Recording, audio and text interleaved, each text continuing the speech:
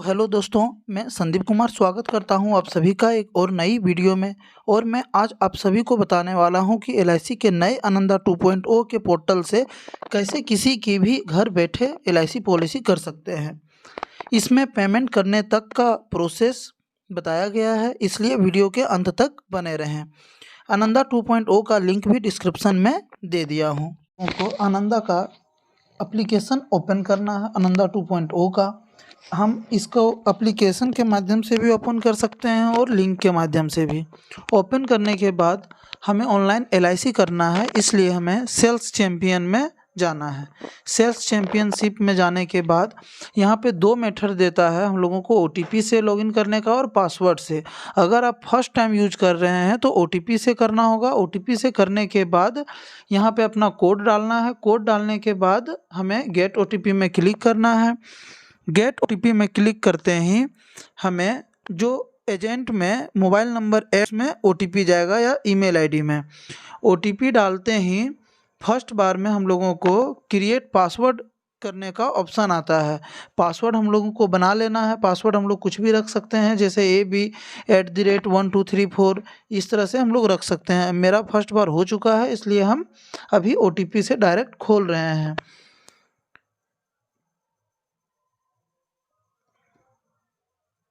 एक बार password create कर लेने के बाद आप बार बार पासवर्ड से भी खोल सकते हैं। अब ये ओटीपी डाल के लॉगिन हो गया। यहाँ पे देख सकते हैं आप हमारा डैशबोर्ड, सभी एजेंट का अपना अपना डैशबोर्ड खुल के आ जाएगा सामने। ये सही है। यहाँ पे पूछ रहा है do you confirm if the below data is correct as per your knowledge. हाँ, ये सही है सारा डाटा। तो हम लोग अब गो टू डैशबोर्ड में क्लिक करेंगे। गो टू डैशबोर्ड में क्लिक करते ही यहाँ पे हम लोगों का सारा डाटा दिखेगा। हम कितना लीड जनरेट करके रखे हैं, कोटेशन मेरा कितना है। अगर आप थोड़ा सा काम करते हैं किसी का प्लान में, किसी के लिए प्लान देखते हैं तो लीड में हम लोग को शो करेगा। अगर आप उसे फुलफिल भर लेते हैं तो वो हम लोगों का कोटेशन में दिखेगा। और फाइनल हो जाने के बाद प्रपोजल में दिखता है। प्रपोजल में जब तक रहता है जब तक हम लोग पेमेंट नहीं करते हैं। पेमेंट कर लेने के बाद हम लोगों का इसमें पेमेंट में दिखेगा। पेमेंट करने के बाद पेमेंट में दिखता है। उसके बाद कंफर्म होने के बाद बीओसी में। अब बीओसी नंबर आ जाने के बाद बीओसी, फिर एमएचआर, और एमएचआर के बाद प्रपोजल रजिस्ट्रेशन कंफर्म होने के बाद इसमें शो करता है। और कंफर्म हो जाने टोटल कंफर्म होने के बाद हम लोगों का टोटल पॉलिसी में शो करता है। आप देख सकते हैं मेरा अभी प्रपोजल में 1 पेंडिंग है, ये सब में 0 है, और पॉलिसी टोटल कंप्लीट हुआ है 14। अब हम लोग नया पॉलिसी करने के लिए प्लान में भी हम लोग क्लिक कर सकते हैं या क्रिएट लीड में। आइए प्लान में क्लिक करते हैं। क्लिक करते ही यहाँ पे हम लोगों के पास जितना भी प्लान है सारा प्लान शो करने लगता है। अब हमें जो प्लान करना है उसके उस प्लान के बॉक्स में क्लिक करके आगे बढ़ना है। ब्रोचर भी हम लोग यहाँ पे देख सकते हैं। इसका मतलब है कि प्लान का पूरा डिटेल, प्लान में क्या क्या क्राइटेरिया है, क्या एलिजिबिलिटी है, क्या फैसिलिटी है, ये सारा चीज़ हम लोगों को ब्रोचर डाउनलोड करने के बाद शो करता है। आइए अब हम बीमा करने के लिए, हमको अगर जीवन लाभ बीमा करना है तो जीवन लाभ का इस बॉक्स में क्लिक करते ही आगे ऑप्शन आता है प्रोसीड का। प्रोसीड में क्लिक करने के बाद ये पूरा डिटेल मांगने लगता है। यहाँ पे हम कस्टमर का फुल नेम डालेंगे। ये हम लोग ध्यान से मिला के डालेंगे, गलत ना हो। गलत हो जाने के बाद डाटा मैच नहीं करेगा और कैंसिल हो जाएगा। यहाँ पे डेट ऑफ बर्थ डालना है हम लोगों को। यहाँ से हम लोग सेलेक्ट भी कर सकते हैं या डायरेक्ट लिख भी सकते हैं।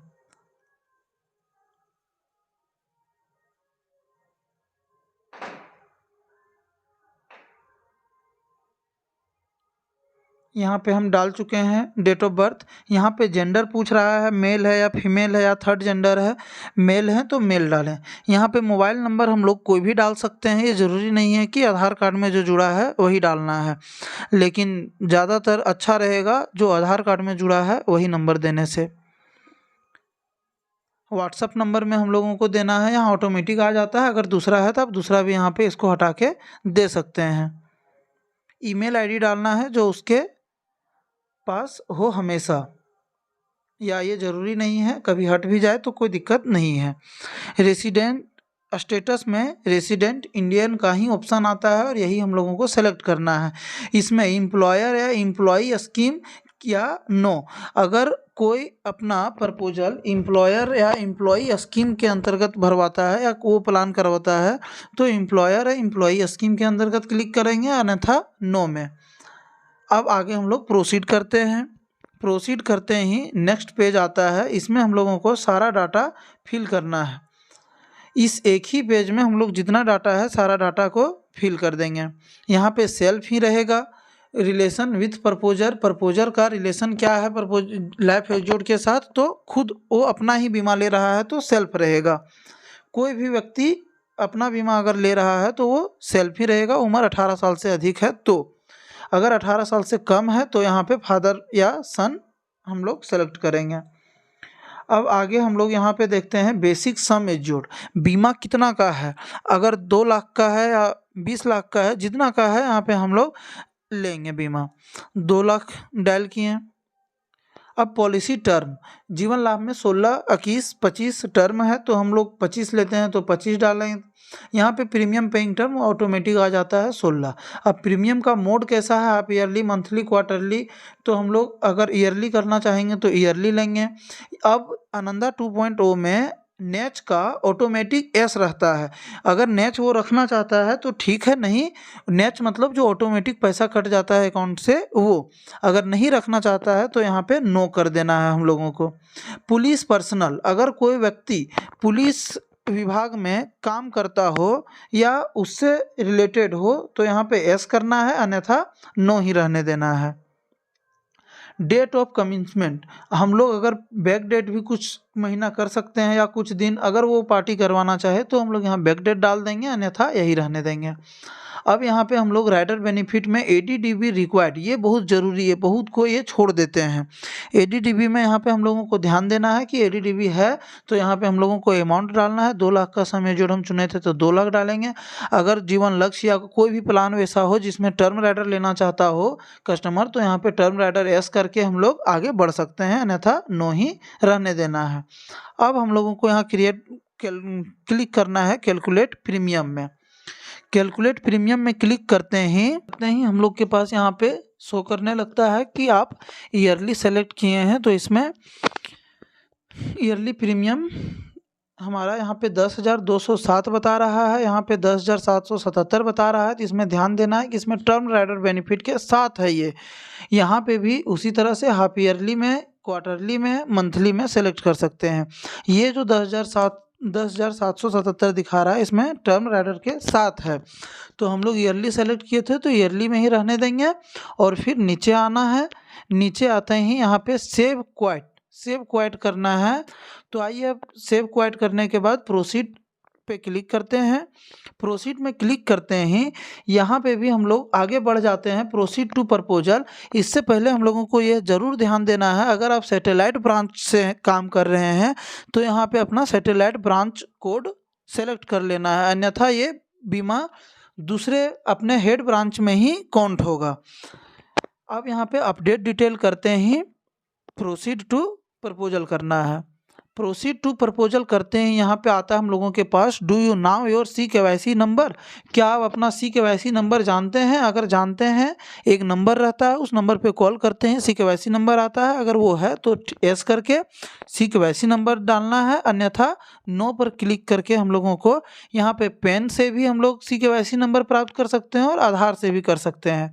आधार सेलेक्ट करते हैं, यहाँ पे हम लोगों को आधार कार्ड का 4 अंक लास्ट का डालना है, तो हम 4 अंक डालते हैं लास्ट का और फेच KYC डिटेल्स में क्लिक करते हैं। फेच KYC डिटेल में क्लिक करते ही हो सकता है एक बार में ना आए, दोबारा तिबारा हम लोगों को यहाँ पे करना है फेच डिटेल। देखिए एक बार में नहीं आया, हम लोग यहाँ पे फिर से फेच डिटेल में क्लिक करेंगे।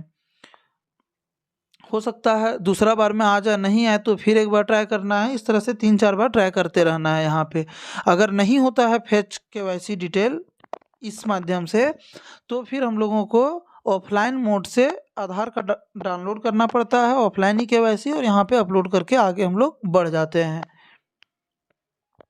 दोनों तरीका मैं आज आप लोगों को बता दूंगा जिससे परेशानी नहीं हो। ऑफलाइन ई-केवाईसी डाउनलोड करने के लिए लॉगिन आधार पर क्लिक करना है। लॉगिन आधार पर क्लिक करते ही आधार लॉगिन करने का ऑप्शन आता है। इस लॉगिन पर नंबर देना है, कैप्चा कोड डालना है यहाँ पे,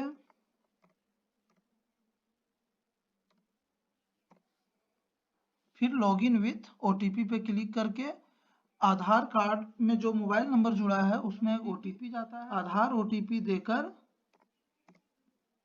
लॉगिन करना है। लॉगिन होते ही यहाँ पे हम लोगों को डॉक्यूमेंट्स अपडेट, डाउनलोड आधार, ये सब शो करने लगता है। नीचे आते ही ऑफलाइन ई-केवाईसी का ऑप्शन आता है। ऑफलाइन ई-केवाईसी में क्लिक करने के बाद क्रिएट ए शेयर कोड आता है। इसमें हमको 4 डिजिट का कोड चुनना है। ये कोड हम कुछ भी चुन सकते हैं। ये डाउनलोड कर लिए। अब ये डाउनलोड हो जाता है, हमारा जिप फाइल के रूप में ये आ जाता है मोबाइल में या लैपटॉप में। ऑफलाइन ई-केवाईसी डाउनलोड कर लेने के बाद हम लोगों को यहाँ पे जो आधार कार्ड में मोबाइल नंबर है वो डायल करना है। डायल करने के बाद शेयर कोड के जगह जो हम लोग वहाँ 4 डिजिट का कोड रखे थे वो डायल कर लेना है। इसके बाद यहाँ पे जो जिप फाइल हम लोग जो अभी डाउनलोड किए थे ऑफलाइन ई-केवाईसी, वो यहाँ पे हम लोगों को अपलोड करना है। ये खोज लेना है अपना गैलरी में कि कहाँ है। उसके बाद ये रहता है वायरस टाइप में जिप फाइल, ये इस तरह से रहता है। इसको ओपन करने के बाद कंटिन्यू पे क्लिक करना है। कंटिन्यू पर क्लिक करते ही कस्टमर के आधार कार्ड में जो मोबाइल नंबर जुड़ा है उसमें एक ओटीपी जाता है।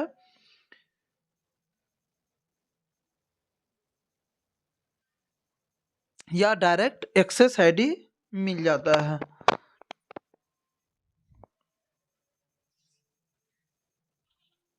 और यहाँ पे ओटीपी देने का भी ज़रूरत नहीं पड़ा। KYC completed successfully for Sandeep Kumar Roy, जिसके नाम से हम बीमा कर रहे हैं। अब आगे हम प्रोसीड करते हैं। हो सकता है ओटीपी भी जा सकता है, कभी कभार नहीं भी जाता है, तो इसमें कोई चिंता का बात नहीं है। अब यहाँ पे मेरा सारा कुछ शो करने लगा। मेरे पिताजी का नाम, कस्टमर के पिताजी का नाम, सारा चीज़ यहाँ शो करने लगा। कस्टमर के पिताजी का नाम, उसकी माता का नाम, ये सारा चीज़ शो कर रहा है। अगर कुछ चेंज करना है तो यहाँ पे आप क्लिक करके चेंज कर सकते हैं। अगर सही है तो रहने देना है। अब इसमें हमें और देख लेना है, कुछ तो गलत नहीं है। जैसे एड्रेस पंचायत गादी, ब्लॉक धनवार, थाना धनवार, ये सही है तो एड्रेस मिला लेना है। सही है तो फिर आगे बढ़ना है। अब यहाँ पे मैरिटल स्टेटस, अगर मैरिड है कस्टमर तो मैरिड में सेलेक्ट करना है, सिंगल है तो सिंगल में, अगर डिवोर्स लिया है तो डिवोर्स, अगर विधवा है तो विधवा में, अगर मैरिड है तो मैरिड में सेलेक्ट करें। फिर स्पाउस नेम, स्पाउस नेम में परिवार का नाम डालना है। इसके बाद प्लेस ऑफ बर्थ, जिसका हम बीमा कर रहे हैं वो कहाँ पे जन्म लिया है वो यहाँ पे पूछ रहा है, तो उसका एड्रेस, गांव का नाम या कुछ भी डाल देना है। आईटी एसएससी, अगर वो आईटी भरता है इनकम टैक्स तो एस करना है, अन्यथा नो। फिर यहाँ पे पैन नंबर डालना है हम लोगों को। पैन नंबर डालने के बाद जो पैन कार्ड में नाम रहता है वो यहाँ पे लिखना है।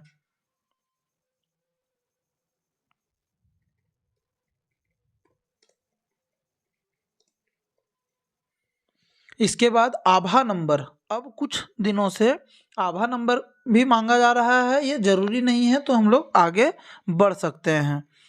यहाँ पे बोल रहा है are you register under GST act, अगर जीएसटी कस्टमर जीएसटी भर रहा हो तो एस करके जीएसटी नंबर देना है। अगर कस्टमर आउटसाइड इंडिया का हो, टैक्स दे रहा हो या यहाँ का, एस करके डिटेल देना है, अन्यथा नो ही। यहाँ पे हम लोग परमानेंट एड्रेस एक बार और मिला लेंगे, सारा सही है तो फिर ठीक है। नीचे भी हम लोग यहाँ पे क्लिक करके रखेंगे ताकि हमें यहाँ पर फिर से ना भरना हो।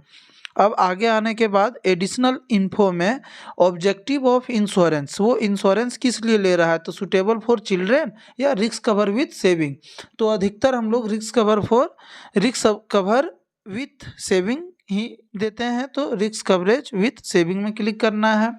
टैक्स ब्रैकेट में हम लोग यहाँ पे 0%, कोई टैक्स से मतलब नहीं है, यहाँ पे हम लोग नहीं भी कुछ लिखेंगे तो कोई दिक्कत नहीं है, वैसे ही यहाँ पे छोड़ देना है। सिक्योर्ड लोन, अनसिक्योर्ड लोन, उसके पर्सनल डिटेल के बारे में पूछ रहा है तो ये ज़रूरी नहीं है। पेशन वो क्या कर रहा है, यहाँ पे हम लोग को मिला लेना है, देख लेना है क्या हो रहा है।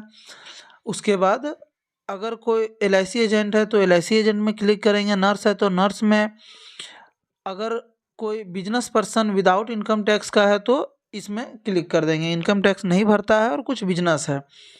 फिर यहाँ पे भी बिजनेस सेलेक्ट करना है। आगे फिर सोर्स ऑफ इनकम में भी हम लोग को बिजनेस ही सेलेक्ट कर लेना है।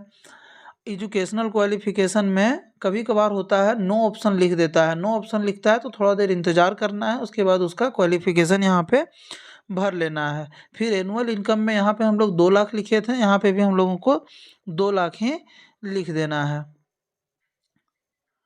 2 लाख लिखने के बाद यहाँ पे पूछ रहा है LIC प्रीवियस पॉलिसी, अगर वो पहले से कोई LIC प्लान लिया है तो यहाँ पे हम लोगों को क्लिक नहीं करना है और यहाँ पे उसका डिटेल भरना है। अगर नहीं लिया है तो, अगर 1-2 साल के पहले नहीं लिया है, अगर उससे पहले लिया है तो कोई दिक्कत नहीं, 1-2 साल के अंदर अगर नहीं लिया है तो यहाँ पे हम लोगों को भर देना है। अगर 1-2 साल के अंदर नहीं लिया है तो कोई दिक्कत नहीं।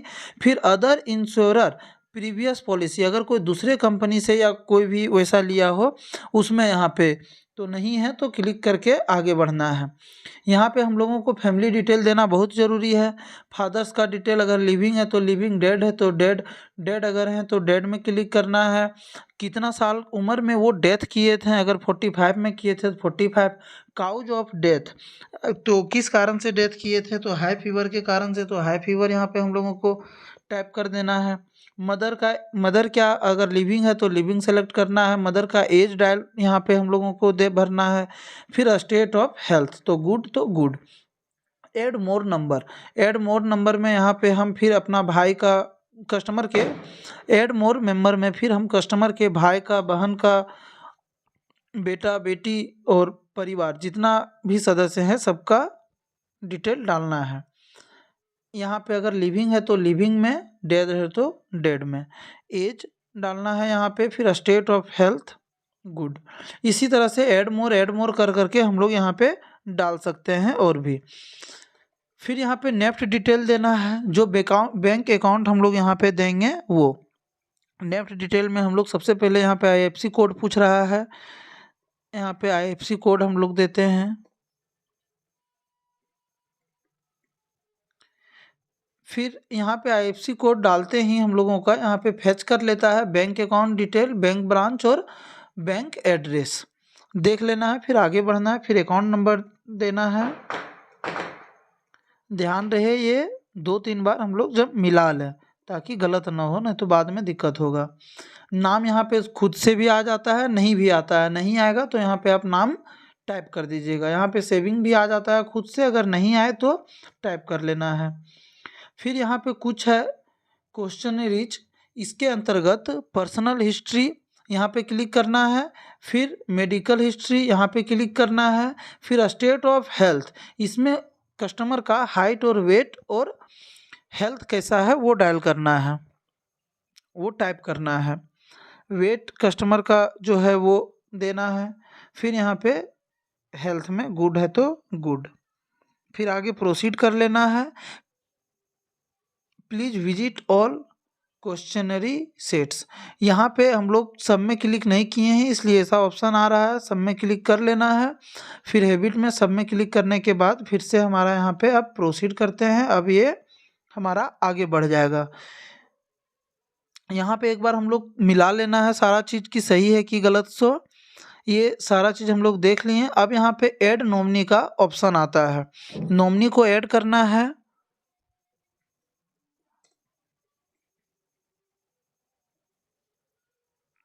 नॉमिनी का एज, यहाँ पे नेम, यहाँ पे एज टाइप करना है। Relation with insurable person, insurable person के साथ उसका क्या रिलेशन है, तो अगर वाइफ है तो वाइफ, सन है तो सन, मदर है तो मदर। फिर हम लोग ऐड करने के बाद सेव प्रपोजल में क्लिक करेंगे। सेव प्रपोजल में क्लिक करते ही आगे बढ़ जाते हैं। एप्लीकेशन सेव हो गया है। अब ये हमारा कोटेशन में शो करने लगेगा।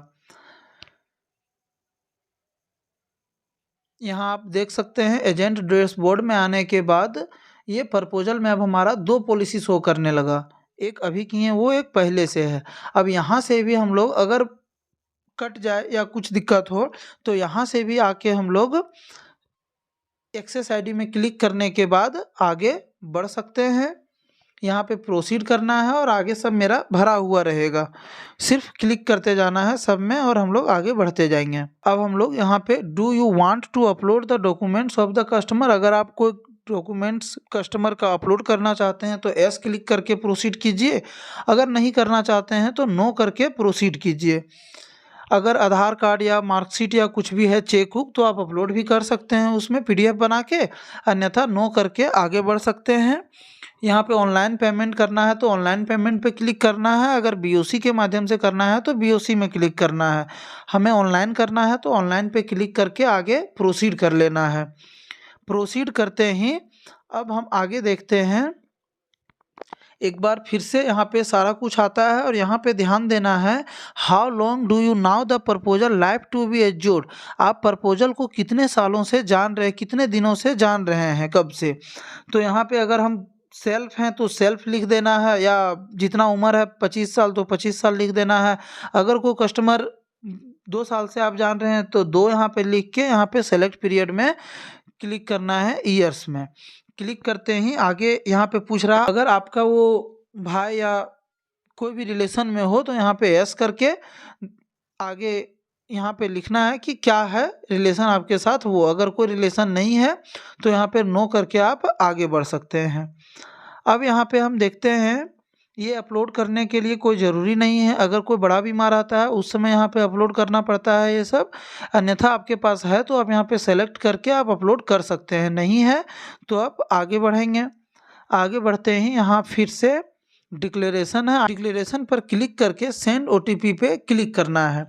सेंड ओटीपी पर क्लिक करते ही ये एजेंट के मोबाइल में या जीमेल में ओटीपी चला जाता है। यहाँ पे ओटीपी डाल के हम वेरीफाई ओटीपी पे क्लिक करते हैं। अब कस्टमर वेरिफिकेशन कस्टमर के मोबाइल में, व्हाट्सएप में और जीमेल में चला जाता है। इसके बाद हमें वापस होम में लौट आना है। अब पहले आनंदा में नियम था, आप यहाँ से एक्सेस आईडी और ओटीपी के माध्यम से लॉगिन कर सकते थे, लेकिन अब वैसा नहीं रहा। अब इसके लिए आपको कस्टमर को कॉल करना है और कस्टमर के मोबाइल में एक लिंक जाता है LIC व्हाट्सएप करके, उस लिंक को उसे खोलने के लिए कहना है और उसको ओटीपी से वेरीफाई करके पेमेंट करने कहना है। या वो लिंक आप खुद मंगवा सकते हैं अपने मोबाइल में, और उसको आप इस तरह से लिंक रहता है। लिंक को मंगवाने के बाद आप इसे खोलते हैं तो सबसे पहले ओटीपी से वेरीफाई करना पड़ता है जो कस्टमर के आधार से जुड़ा मोबाइल में जाता है। उसके बाद वो वेरीफाई करने के बाद यहाँ पे पेमेंट का ऑप्शन आता है, और ये हम इस तरह से यहाँ पे पेटीएम गेटवे है, और आप फ़ोन पे गूगल पे किसी से भी पेमेंट कर सकते हैं। और यहाँ पे क्लिक करके आप इसे यूपीआई आईडी से पेमेंट कर सकते हैं। वीडियो पसंद आए तो लाइक और सब्सक्राइब